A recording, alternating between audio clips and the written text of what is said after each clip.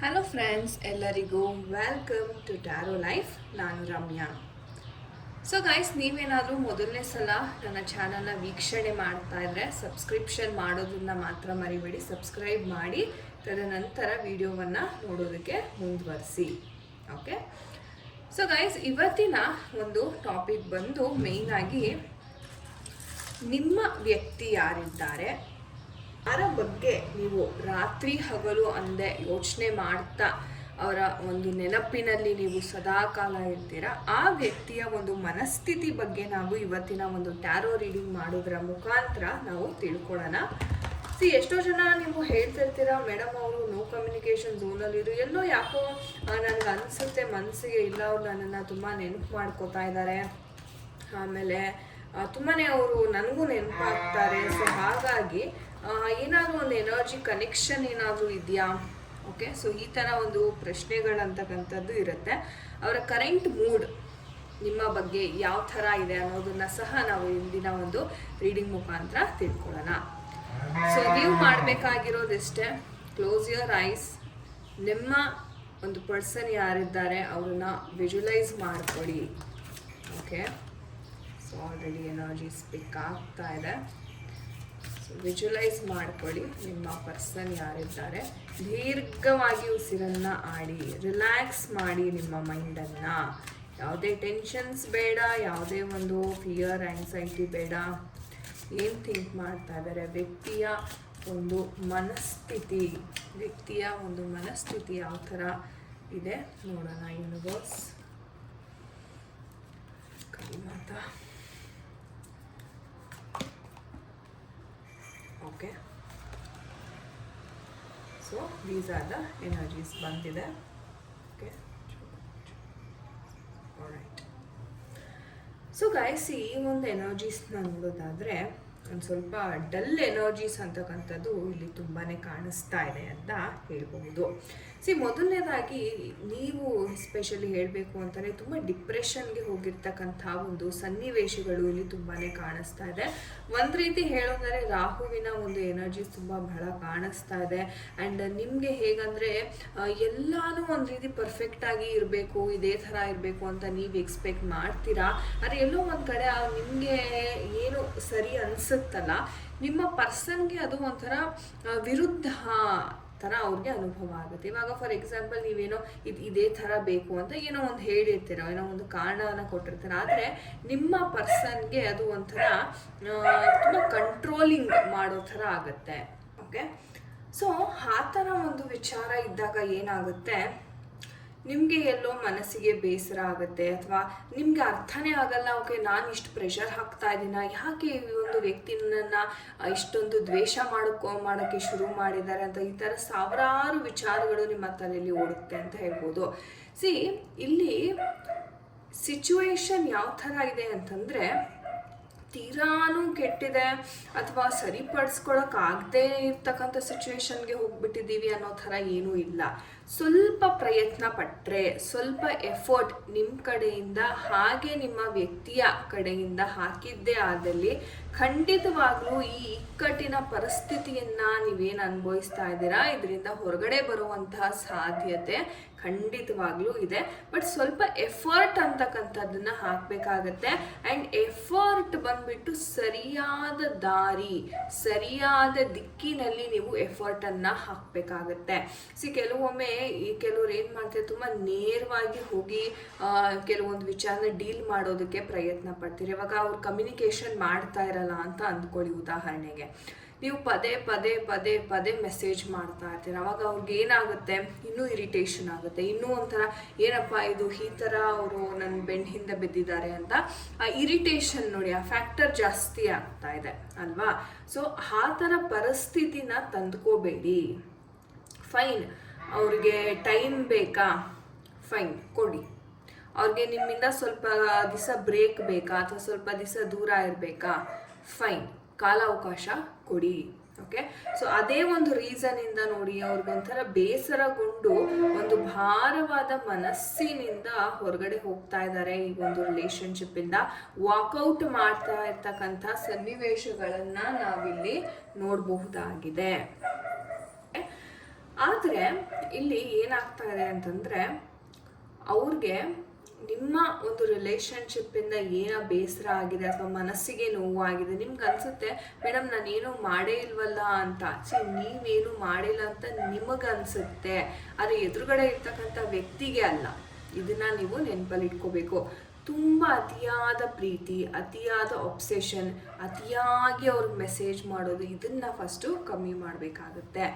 And third party influence ಅಂತಕ್ಕಂಥದ್ದು ಸಹ ನನಗೆ ಇಲ್ಲಿ ಕಾಣಿಸ್ತಾ ಇದೆ. ಅಂದರೆ ಒಂದು ವ್ಯಕ್ತಿಗೆ ನೋಡಿ, ಬೇಸರ ಆದಾಗ ಒಂದು ವ್ಯಕ್ತಿ ತನಗೆ ಯಾರು ತುಂಬ ಹತ್ತಿರವಾಗಿರ್ತಾರಲ್ಲ ಅವ್ರ ಜೊತೆ ಸಂಭಾಷಣೆ ಮಾಡೋದಕ್ಕೆ ಶುರು ಮಾಡ್ತಾರೆ. ಈ ಒಂದು ಎನರ್ಜಿ ಬಂದ್ಬಿಟ್ಟು ನನಗೆ ಬರ್ತಾರೆ ಇಂಟ್ಯೂಷನ್ ಪ್ರಕಾರ ಇವರ ಒಂದು ಆತ್ಮೀಯ ಸ್ನೇಹಿತರೊಬ್ಬರಿದ್ದಾರೆ. ಆ ಸ್ನೇಹಿತರೊಂದಿಗೆ ಇವರು ತುಂಬ ಸಂಭಾಷಣೆಯನ್ನು ಮಾಡ್ತಾರೆ. ನಿಮ್ಮ ಬಗ್ಗೆ ಸಹ ಇವರು ಅಲ್ಲಿ ಮಾತುಕತೆ ಅಂತ ಮಾಡ್ತಾರೆ. ಆ್ಯಂಡ್ ಅವ್ರು ಕೊಟ್ಟಿರ್ತಕ್ಕಂಥ ಸಜೆಷನ್ಸ್ ಏನಿದೆ, ಓಕೆ, ಅವರ ಫ್ರೆಂಡ್ ಕೊಟ್ಟಿರ್ತಕ್ಕಂಥ ಸಜೆಷನನ್ನು ಇವರು ತುಂಬಾ ಸೀರಿಯಸ್ ಆಗಿ ತಗೋತಾ ಇದ್ದಾರೆ. ನಾನು ಮುಂಚೆನೂ ಹೇಳಿದ್ದೆ, ಒಬ್ಬರು ವ್ಯಕ್ತಿ ಸಲಹೆಯನ್ನು ನೀವು ತಗೋಬೇಕು ಅಂತಂದರೆ ಆ ವ್ಯಕ್ತಿಯ ಒಂದು ಬ್ಯಾಕ್ಗ್ರೌಂಡನ್ನು ಫಸ್ಟ್ ನೀವು ಚೆಕ್ ಮಾಡಬೇಕು. ಆ ವ್ಯಕ್ತಿ ಸಹ ಲೈಫ್ನ ಇದೇ ಥರ ಫೇಸ್ ಮಾಡಿದಾರಾ ಅಥವಾ ಆ ವ್ಯಕ್ತಿ ಯಾವ ಥರದವರು ಅನ್ನೋದನ್ನು ಮೈಂಡಲ್ಲಿ ಇಟ್ಕೊಂಡು ನೀವು ಸಜೆಷನನ್ನು ಕೇಳಬೇಕು. ಎಲ್ಲ ನಿಮ್ಮ ಕಷ್ಟಗಳಿಗೂ ನಾವು ಏನು ಮಾಡ್ತೀವಿ, ಒಂದೇ ಪರ್ಸನ್ ಹತ್ರನೇ ನಾವು ಸಜೆಷನ್ಸ್ನ ಕೇಳಕ್ಕೆ ಹೋಗ್ಬಿಡ್ತೀವಿ. ಬಹಳ ಬಹಳ ದೊಡ್ಡ ಮಿಸ್ಟೇಕ್ ಅದು. ಯಾಕೆ ಅಂತ ನೀವು ಪ್ರಶ್ನೆ ಮಾಡ್ಬೋದು. ಅವರ ಕಣ್ಗಳಿಂದ ಪ್ರಪಂಚ ಹೀಗೆ. ರಿಲೇಷನ್ಶಿಪ್ ಅಂದರೆ ಅವ್ರಿಗೊಂದು ಒಪಿನಿಯನ್ ಇರುತ್ತೆ, ಫ್ಯಾಮಿಲಿ ಅಂದರೆ ಒಂದು ಒಪಿನಿಯನ್, ಅಂದರೆ ಅವರವರ ಮೈಂಡ್ಸೆಟ್ಗೆ ತಕ್ಕನಂಗೆ ಅವರ ಒಂದು ಒಪಿನಿಯನ್ಸ್ ಕೂಡ ಫಿಕ್ಸ್ ಆಗಿಬಿಟ್ಟಿರುತ್ತೆ. ಹುಡುಗಿರು ಅಥವಾ ಹುಡುಗರು ಅಂದರೆ ಮೋಸ ಮಾಡೋರು, ಪ್ರೀತಿಗೆ ಬೆಲೆ ಇಲ್ಲ. ಈ ಥರ ಫಿಕ್ಸ್ ಆಗಿರ್ತಕ್ಕಂಥ ವ್ಯಕ್ತಿ ಹತ್ರ ಹೋಗಿ ನೀವು ಸಜೆಷನ್ಸ್ನ ಕೇಳಿದ್ರೆ ರಿಲೇಷನ್ಶಿಪ್ ಬಗ್ಗೆ, ಆಬ್ವಿಯಸ್ಲಿ ಅವ್ರಿಗೆ ಏನು ಅನುಭವ ಆಗಿರುತ್ತೆ ಅದನ್ನೇ ಅವರು ಹೇಳೋದು, ಅಥವಾ ವ್ಯಕ್ತಿ ಏನು ನಂಬಿರ್ತಾರೆ ಅದನ್ನೇ ಅವ್ರು ಹೇಳೋದು. ಇಲ್ಲಿ ಏನಾಗ್ತಿದೆ ಅಂದರೆ ನೀವು ಅವಕಾಶವನ್ನು ಕೊಡ್ತಾ ಇದ್ದೀರಾ, ಬೇರೆಯವರು ಬರಲಿ ನನಗೆ ಇನ್ಫ್ಲೂಯೆನ್ಸ್ ಮಾಡಿ ಅಂತ ನೀವೇ ಇನ್ವಿಟೇಷನ್ ಕೊಡ್ತಾ ಇದ್ದೀರಾ. ನೀವೇ ಆಗಿರ್ಬೋದು, ನಿಮ್ಮ ಪರ್ಸನ್ನೇ ಆಗಿರ್ಬೋದು. ಯಾರು ಈ ವಿಡಿಯೋ ನೋಡ್ತಾ ಇದ್ದೀರಾ ಅಥವಾ ನಿಮ್ಮ ಪರ್ಸನ್ಗಳಿಗೆ ಫಾರ್ವರ್ಡ್ ಮಾಡಬೇಕು ಅಂತಲೇ ಖಂಡಿತವಾಗ್ಲೂ ಶೇರ್ ಮಾಡಿ. ಯಾಕಂದರೆ ನಾವು ಅಂದ್ಕೋಬೇಕು, ಆ ವ್ಯಕ್ತಿ ಕೂಡ ನಮ್ಮಂತೆಯೇ ಒಂದು ಸಾಮಾನ್ಯ ಮನುಷ್ಯ, ಅಥವಾ ನಮಗಿನ್ನ ಒಂದು ರೀತಿ ತುಂಬ ನೆಗೆಟಿವೂ ಇರ್ಬೋದು ಆ ಪರ್ಸನ್ ಅಲ್ವಾ. ಆ ಪರ್ಸನ್ ಹತ್ರ ಹೋಗ್ಬಿಟ್ಟು ನನಗೆ ವೇದವಾಕ್ಯ ಹೇಳೋ, ನನಗೆ ಜ್ಞಾನೋದಯ ಮಾಡಿಸು ಅಂತಂದರೆ ಖಂಡಿತವಾಗ್ಲೂ ಅದು ಸಾಧ್ಯ ಆಗೋಲ್ಲ, ರೈಟ್. ಆ ಥರ ಸನ್ನಿವೇಶವನ್ನು ಸಹ ನಾವಿಲ್ಲಿ ನೋಡ್ತಾ ಇದ್ದೀವಿ. ಆ್ಯಂಡ್ ಇನ್ನೊಂದು ಕೆಲವೊಂದು ಎನರ್ಜೀಸ್ ಇಲ್ಲಿ ಬಂದಿದೆ ನೋಡೋದಾದರೆ, ಇಲ್ಲಿ ತುಂಬಾ ಲಾಸಲ್ಲಿದ್ದಾರೆ ನಿಮ್ಮ ವ್ಯಕ್ತಿ. ಇದು relationship, love loss, health loss, money, ಒಟ್ಟಿನಲ್ಲಿ ಲಾಸ್ ಕಾರ್ಡ್ ಅಥವಾ ನೋ ಕಮ್ಯುನಿಕೇಷನ್ ಸಹ ಈ ಒಂದು ಕಾರ್ಡ್ ರೆಪ್ರೆಸೆಂಟ್ ಮಾಡುತ್ತೆ. ಈ ಥರ ಒಂದು ಕಾರ್ಡ್ ಬಂದಾಗ ಏನಾಗುತ್ತೆ, ಅವರಿಗೆ ಹೆಲ್ಪ್ಲೆಸ್ ಆಗಿಬಿಡ್ತಾರೆ ತುಂಬ. ಅಂದರೆ ಇಲ್ಲಿ ನೋಡಿದ್ರೆ ಸ್ನೇಹಿತರು ಹಿಂಗೆ ಹೇಳ್ತಾ ಇದ್ದಾರೆ, ಆದರೆ ಇವ್ರಿಗೆ ಮನ್ಸಿಗೆ ಅವ್ರು ಏನು ಹೇಳ್ತಿದ್ದಾರೆ ಸಜೆಷನ್ ಅದು ಸ್ಯಾಟಿಸ್ಫೈ ಆಗ್ತಿಲ್ಲ. ನಿಮ್ಮ ಬಗ್ಗೆ ಒಂದು ಒಪಿನಿಯನ್ ಅಂತಕ್ಕಂಥದ್ದು ಖಂಡಿತವಾಗ್ಲೂ ಈ ಪರ್ಸನ್ಗೆ ಇರುತ್ತೆ. ಆದರೆ ಬೇರೆಯವರು ಅದಕ್ಕೆ ತದ್ವಿರುದ್ಧವಾಗಿ ಅಥವಾ ನೆಗೆಟಿವ್ ರೀತಿಯಲ್ಲಿ ಮಾತಾಡಿದ್ರೆ ಅವ್ರಿಗೆ ಅದನ್ನು ತೊಗೊಳಕ್ಕಾಗೋದಿಲ್ಲ. ಅವಾಗ ಏನು ಮಾಡ್ತಾರೆ, ಚಿಂತೆಗೆ ಬೀಳ್ತಾರೆ. ನಾನು ಅಂದ್ಕೊಂಡಿರೋದು ಒಂದು, ನನಗೆ ಸಿಗ್ತಾ ಇರ್ತಕ್ಕಂಥ ಸಜೆಷನ್ಸ್ಗಳು ಇನ್ನೊಂದು, ನಾನು ಯಾವುದನ್ನು ನಂಬಬೇಕು, ಯಾವುದನ್ನ ಫಾಲೋ ಮಾಡಬೇಕು ಅನ್ನೋ ಒಂದು ಕನ್ಫ್ಯೂಷನಲ್ಲಿ ಸಿಕ್ಕಾಕೊಂಡ್ಬಿಡ್ತಾರೆ. ಇಲ್ಲಿ ಒಂದು ಲಾಸ್ ಅಂದರೆ ನಿಮ್ಮ ಪರ್ಸನ್ ನಿಮ್ಮನ್ನು ಬಿಟ್ಟು ಹೋಗಿರೋದು ನಿಮಗೆ ಲಾಸ್ ಆಗ್ತಿಲ್ಲ, ಅವ್ರಿಗೆ ಲಾಸ್ ಆಗ್ತಾ ಇದೆ. ಓಕೆ, ಆ ಥರ ಸನ್ನಿವೇಶವನ್ನು ನಾವಿಲ್ಲಿ ನೋಡ್ತೀವಿ. ಆ್ಯಂಡ್ ಮುಂದೆ ಎನರ್ಜೀಸ್ ಯಾವ ಥರ ಇರುತ್ತೆ ಅಂತಲೇ ಇದು ಮೂವಿಂಗ್ ಎನರ್ಜೀಸ್ ಬರ್ತಾ ಇದೆ ಫ್ಯೂಚರಲ್ಲಿ. ಒಂದು 12 ವಾರ ಅಥವಾ ಒಂದು 12 ತಿಂಗಳು ಒಳಗಡೆ ಓಕೆ, ನಿಮಗೆ ಖಂಡಿತವಾಗ್ಲೂ ಈ ಪರ್ಸನ್ ಕಡೆಯಿಂದ ಒಂದು ಆಫರ್ ಅಂತಕ್ಕಂಥದ್ದು ಬರ್ತಾ ಇದೆ ಅಂತ ಹೇಳ್ಬೋದು. ಬಿಕಾಸ್ ಇದು ಮೂವಿಂಗ್ ಎನರ್ಜೀಸ್ ಇರೋದ್ರಿಂದ ಖಂಡಿತವಾಗ್ಲೂ ನಿಮ್ಮ ಲೈಫಲ್ಲೂ ಖುಷಿ, ಸಂತೋಷ, ಹ್ಯಾಪಿನೆಸ್ ಅಂತಕ್ಕಂಥದ್ದು ಬರುತ್ತೆ. ಸ್ಯಾಟಿಸ್ಫ್ಯಾಕ್ಷನ್ ಅಂತಕ್ಕಂಥದ್ದು ಸಹ ನಿಮ್ಮ ಲೈಫಲ್ಲಿ ಬರುತ್ತೆ. ಅರೆ ನೀವು ತಗೊಳ್ತಕ್ಕಂಥ ನಿರ್ಧಾರದ ಮೇಲೆ ಈ ಒಂದು ಲೈಫ್ ನಿಂತಿದೆ. ಆ್ಯಂಡ್ ನಿಮ್ಮ ಪರ್ಸನ್ಗೆ ಯಾವಾಗ ಈ ಒಂದು ಎಲ್ಲ ವಿಚಾರಗಳ ಒಂದು ಜ್ಞಾನೋದಯ ಅಂತಕ್ಕಂಥದ್ದಾಗುತ್ತೆ, ಅವ್ರಿಗೂ ಸಹ ಆವಾಗ ಈ ಒಂದು ವಿಚಾರದಲ್ಲಿ ತುಂಬಾ ಬೆಳವಣಿಗೆ, ಅಂದರೆ ಫಸ್ಟು ಏನು ಹೇಳ್ತಿದ್ರೆ ಎನ್ಲೈಟ್ಮೆಂಟ್ ಆಗಬೇಕು. ಎನ್ಲೈಟ್ಮೆಂಟ್ ಆದ ನಂತರವೇ ಇವರು ದಾರಿಗೆ ಬರ್ತಕ್ಕಂಥದ್ದು. ಏಂಜಲ್ ಮೆಸೇಜಸ್ನ ನೋಡೋಣ ನಾವು. ಅನ್ಲೈಕ್ಲಿ ಅಂತ ಬರ್ತಾ ಇದೆ. And forgiveness, yes. So forgive ಮಾಡಬೇಕು ಇವ್ರಿನ್ನು. ಆ್ಯಂಡ್ ನೋಡಿ ಗೈಸ್, ಬಿಗ್ ಹ್ಯಾಪಿ ಚೇಂಜಸ್. ನಾನು ಹೇಳ್ದಂಗೆ ಮೂವಿಂಗ್ ಎನರ್ಜೀಸ್ ಇದೆ ಇಲ್ಲಿ, ಕಪ್ಸ್ ಎನರ್ಜೀಸ್ ಬಂದಿರೋದ್ರಿಂದ ಆ ಒಂದು ಎನರ್ಜಿ ಸ್ಟಕ್ ಎನರ್ಜೀಸಿಂದ ನಿಧಾನಕ್ಕೆ ಸ್ಲೋ ಆಗಿ ಒಂದು ಶಿಫ್ಟ್ ಅಂತಕ್ಕಂಥದ್ದು ಬರ್ತಾ ಇದೆ. ತುಂಬ ಬಿಗ್ ಹ್ಯಾಪಿ ಚೇಂಜಸ್ ಅಂತಕ್ಕಂಥದ್ದು ನಿಮ್ಮ ಲೈಫಲ್ಲಿ ಖಂಡಿತವಾಗ್ಲೂ ಬರ್ತಾ ಇದೆ ಅಂತ ಹೇಳ್ಬೋದು.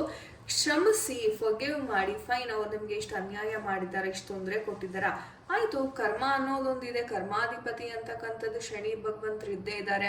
ಶನಿ ಭಗವಂತರು ಅವರ ಒಂದು ಟೈಮ್ ಪೀರಿಯಡ್ ಬಂದಾಗ ಅವ್ರಿಗೇನು ಕರ್ಮ ಪೆಂಡಿಂಗ್ ಇದೆ ಅದು ಸಿಕ್ಕೇ ಸಿಗುತ್ತೆ. ಸೊ ನೀವು ಅದ್ರ ಬಗ್ಗೆ ಚಿಂತೆ ಮಾಡೋ ಅಗತ್ಯ ಇಲ್ಲ. 9 ಗ್ರಹಗಳು ಅದನ್ನು ನೋಡ್ಕೋತಾ ಇರ್ತವೆ ಅಲ್ವಾ. ಸೊ ನಿಮ್ಮ ಕರ್ಮನ ನೀವು ಸರಿ ಮಾಡ್ಕೊಳ್ಳಿ first.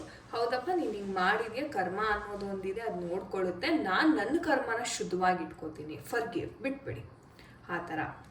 And unlikely. So unlikely ಅಂತಂದರೆ ನೀವೇನು ಅಂದ್ಕೊಂಡಿದ್ದೀರಲ್ಲ ಅದಕ್ಕಿಂತ ಆ ಥರನೇ ಸಂಭವ ಆಗುತ್ತೆ. ನಾನು ಹೇಳಿದೆ, ಓಕೆ ಇವ್ರು ಹಿಂಗೆ ಮೋಸ ಮಾಡಿದ್ರಲ್ಲ, ಇವ್ರಿಗೆ ಹಿಂಗೆ ಆಗಿಬಿಡ್ಬೇಕು ಅಂತ ನೀವು ಶಾಪ ಹಾಕ್ತಾ ಇರ್ತೀರ, ರೈಟ್.